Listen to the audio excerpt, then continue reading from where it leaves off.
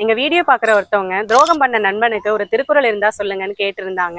எங்களுக்கு தோணுன திருக்குறளை சொல்றோம், பொருத்தமா இருக்கான்னு கமெண்ட் பண்ணுங்க. அதாவது, ஒரு வீரன் குதிரையில போருக்கு போறான். அவன் எதை நம்பி போவான்? தன்னுடைய வீரத்தையும் தான் கூட இருக்கிற குதிரையும் தான் நம்பி போவான். ஆனா அந்த குதிரை போர்க்களத்துக்கு நடுவுல அவனை கீழே தள்ளிட்டு போயிட்டா என்ன ஆகும்? அது அவன் உயிருக்கே ஆபத்தா முடிஞ்சிடும் இல்லையா? அந்த மாதிரி அறிவில்லாத குதிரை போல துரோகம் பண்ற நண்பர்கள் கூட இருக்கிறத விட தனிமையே சிறந்ததுன்னு திருவள்ளுவர் சொல்றாருங்க.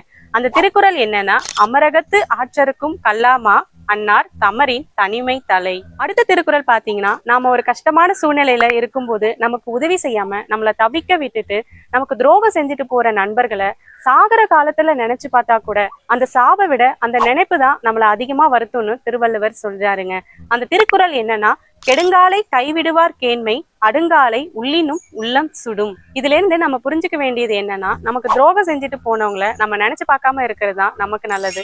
அதே மாதிரி அப்படிப்பட்ட நண்பர்கள் கூட நம்ம இருக்கிறத விட தனிமையே சிறந்ததுங்க. இந்த மாதிரி திருக்குறள் சார்ந்த வேறு ஏதேனும் கேள்விகள் இருந்தா கமெண்ட் பண்ணுங்க. திருக்குறள் தொடர்பான மேலும் பல தகவல்களை தெரிஞ்சுக்க தொடர்ந்து ஃபாலோ பண்ணுங்க. நன்றி.